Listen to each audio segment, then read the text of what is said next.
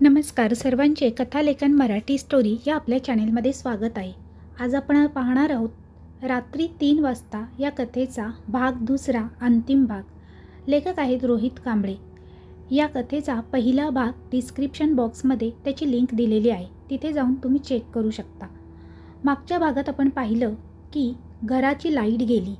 आता सर्वत्र अंधार आणि शांततेचं थैमान होतं. मी प्रणालीला उठवलं व विकास आणि मयूरला हाक मारली. विकास, मयूर बाळा, तुम्ही दोघे ठीक तर आहात ना? भयानक शांततेत माझ्या खांद्यावर कोणाचा तरी हात आला आणि हळूच माझ्या कानाजवळ येऊन म्हणाला, 1, 2, 3. मी लगेच वळून पाहिलं. लाईट आली होती. अंधाराची जागा आता प्रकाशाने व्यापलेली होती. मी व प्रणाली, विकास आणि मयूरच्या खोलीत गेलो. पाहिलं तर बिचारी दोघे निवांत गाढ झोपेत होती.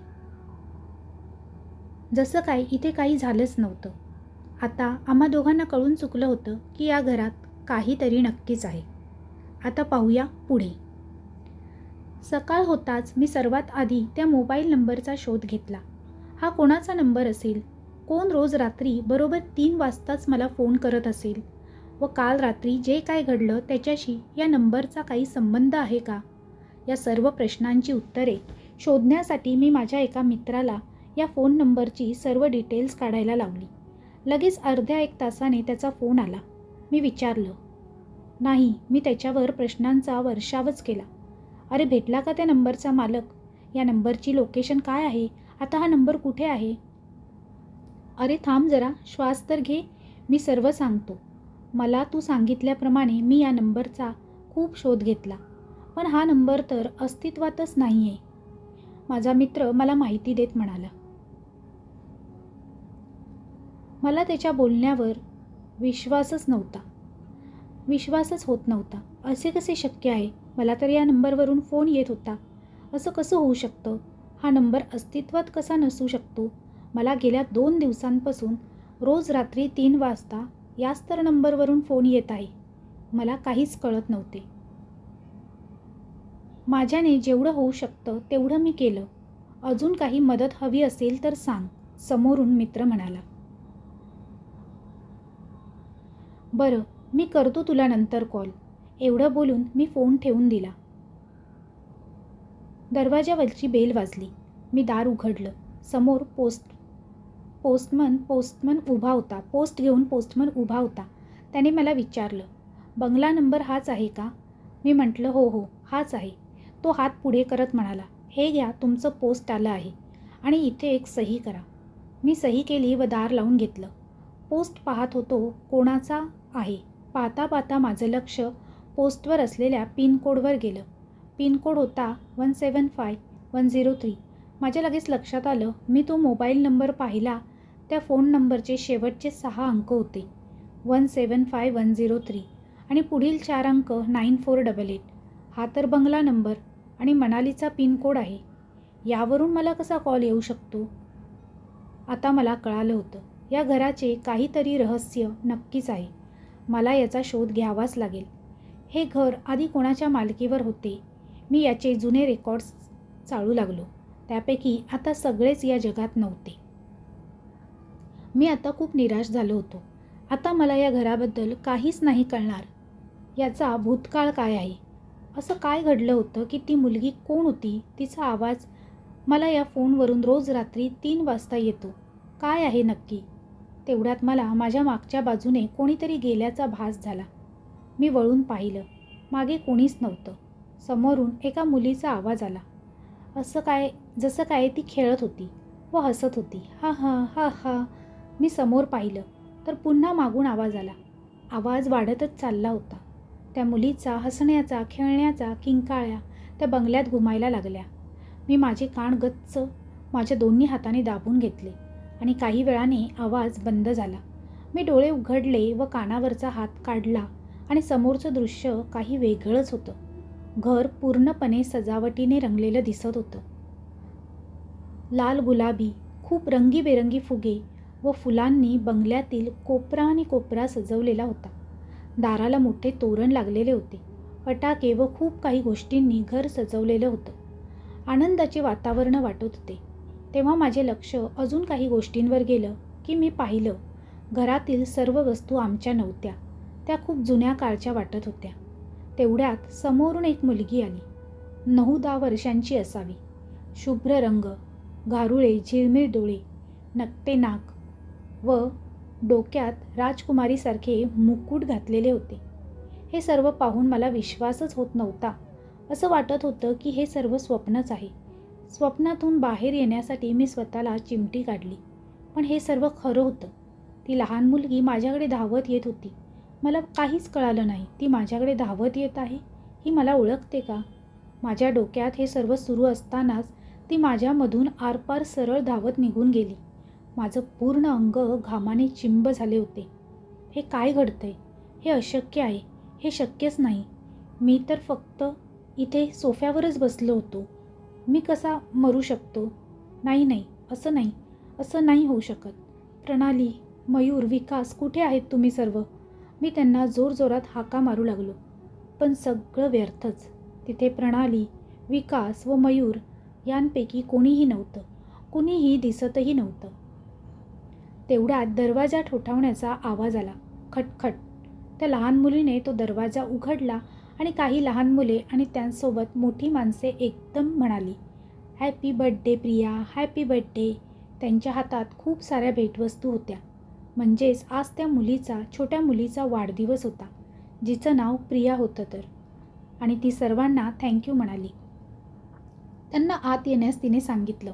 काही वेळाने प्रियाची आई केक घेऊन आली. मी तिथेच उभा राहून हे सर्व पाहत होतो, कारण त्यापैकी मला कोणीही पाहू शकत नव्हतं. सर्व तयारी झाली होती. तिच्या आईने प्रियाच्या हातात चाकू दिला. मेणबत्त्या विझवून केक कापण्यास सांगितले. पण प्रियाचा मूड काही चांगला दिसत नव्हता. तिचे तोंड उतरलेले होते.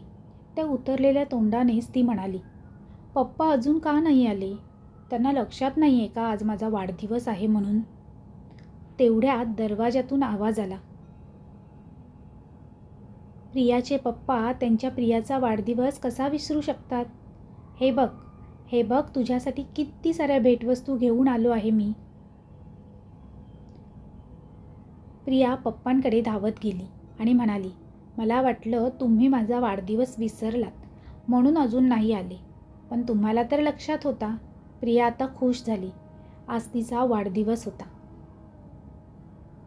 मी माझ्या राजकुमारीचा वाढदिवस कसा विसरेल? चल चल लवकर केक कापायला. सर्वे वाट पाहत आहेत, प्रियाचे पप्पा प्रियाला म्हणाले.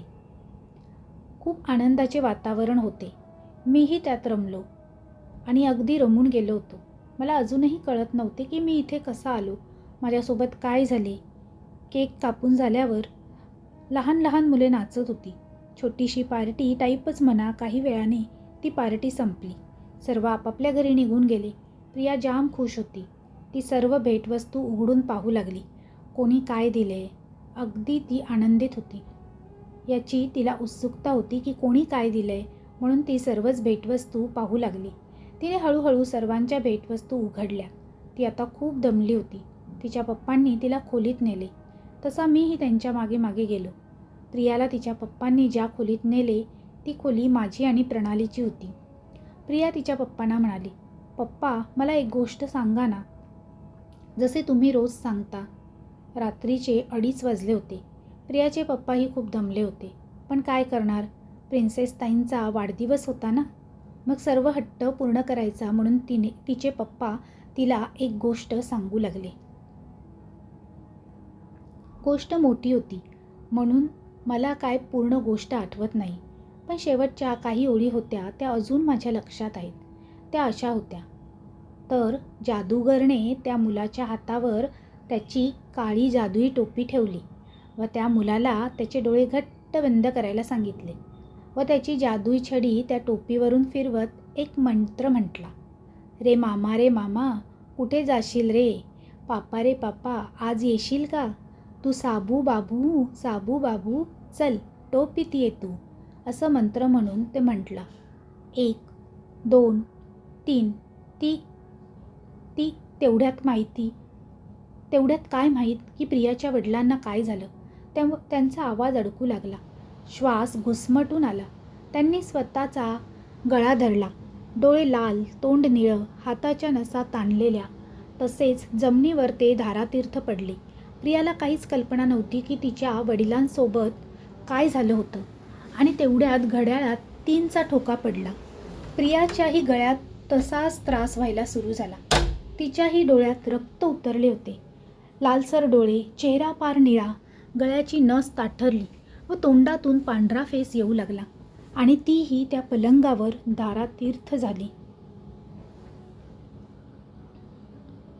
मी हे सर्व दृश्य पाहण्याखेरीज काहीही करू शकत नव्हतो.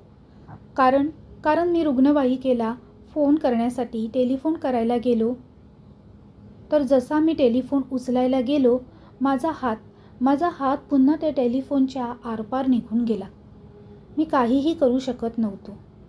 मी सर्व ते दृश्य फक्त पाहत होतो. तेवढ्यात मला किचनमधून भांडे आदळण्याचा आवाज आला. मी धावत किचनमध्ये गेलो. प्रियाची आई तीही धरणीवर धारातीर्थ पडली होती. तिच्याही तोंडातून पांढरा फेस येत होता. मला काहीच कळालं नाही की आता मी काय करू. सर्व एवढं छान सुरू होतं, पण हे काय झालं? या कुटुंबाला कुणाची नजर लागली? तोच घराचा दरवाजा उघडला. कर्र कर्र. मी पाहायला गेलो तर तिथे 2 माणसे आली होती, जी आज संध्याकाळच्या पार्टीला सुद्धा होती. ती दोघे हळूच आत आली आणि एकाने किचनमध्ये झडती घेतली व दुसऱ्याने खोल्यांमध्ये झडती घ्यायला सुरुवात केली. दोघेही हॉलजवळ आले आणि एकमेकांशी बोलू लागले व म्हटले, योजनेप्रमाणे सर्व झालं आहे. दुसरा म्हणाला, पण आता या सर्वाचं काय करायचं? त्यावर पहिला म्हणाला, यांना आपण या घरातच पुरून टाकूया. दोघेही प्रियाच्या खोलीत गेले व पलंग सरकवून त्याच्या खाली एक मोठा खड्डा खणला व त्या तिघांनाही त्या खड्ड्याजवळ आणले. तेव्हा त्या दोघांमधून एकानं पाहिलं की प्रियाचा श्वास अजूनही चालू होता. तिचा श्वास अजूनही सुरू आहे. हे दोघांनीही पाहिलं. त्यांच्या लक्षात आलं की प्रिया अजूनही जिवंत आहे. पण त्यांना त्याचा काहीही फरक पडत नव्हता. ती जिवंत होती, पण ती दोघे इतकी निर्दय होती की त्यांनी तिला जिवंतच पुरले. त्या बिचाऱ्या चिमुकलीने कोणाचे काय बिघडवले असणार? तिच्यासोबत का असे झाले? तिचा शेवट इतका वाईट का असावा? त्या बिचारीचे आयुष्य तर आता कुठे सुरू झाले होते, पण काही क्षणातच त्या सर्वांवर माती टाकली गेली. त्या ठिकाणी तो पलंग पुन्हा सरकवला गेला आणि त्यातला एक जण म्हणाला, आता हा बंगला आपला झाला. उद्या 12 नोव्हेंबर आहे. आपण उद्याच हा बंगला आपल्या नावावर रजिस्टर करू. या विनयची सही तर आपण अगोदरच घेतलेली आहे. आज त्याला फसवून 12 नोव्हेंबर? मी मनातच म्हटलं, आज तर 8 जुलै असायला हवी. मी दिनदर्शिका पाहिली तर त्यात वर्ष 1982चं होतं. माझे डोळे ताठरले. डोक्यात पूर्ण पिक्चर्स रिव्हर्समध्ये चालू लागलं. सर्व काही लक्षात आलं होतं. कसं माहिती नाही, पण मी सन 1982मध्ये आलो होतो. मला प्रियाला मुक्त करायचं होतं. तिचे अंत्यसंस्कार झाले नव्हते. ती ही दुनिया सोडून गेलीच नाही. ती अशांत होती, म्हणून ती या घरात भटकत आहे. तिची आत्मा भटकत आहे या घरात. हे सर्व मला आता समजले. मला नाही माहिती का, कसं, कशामुळे, पण मला तिची मदत करण्याची शेवटची संधी मिळाली होती. तेवढ्यात माझ्या फोनची रिंग वाजू लागली. फोन सोफ्यावर होता म्हणून मी घाईघाईने धावत पायऱ्यांवरून खाली उतरत असताना माझा पाय निसटला आणि मी खाली पडलो. पडताना माझ्या डोक्याच्या मागच्या भागात पायरीचा जोरात मार लागल्याने मी बेशुद्ध झालो.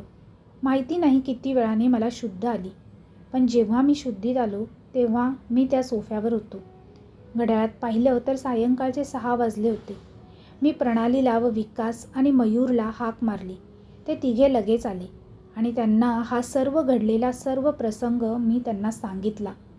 त्यापैकी एकालाही माझ्या बोलण्यावर विश्वास येणार नव्हता हे मला माहीत होतं. म्हणून मी लगेच कुदळ व फावडा घेऊन बेडच्या खाली त्या जागेवर खणायला गेलो आणि लागलो जिथे प्रिया व तिच्या आईवडिलांना पुरले होते. अर्ध्या पाऊण तासाने खड्डा पूर्ण खणून झाला. तिथे 3 सांगाडे होते. बिचारी प्रिया, तिच्या हातात अजूनही तिच्या पप्पांनी तिला भेट दिलेलं ब्रेसलेट होतं. तिला बाहेर काढताना माझे हात पाय थरथरू लागले. मी त्यांचे अंत्यकार्य केले. दुसऱ्या दिवशी मी तिची राख नदीत सोडायला गेलो. तो दिवस फारच वेगळा होता.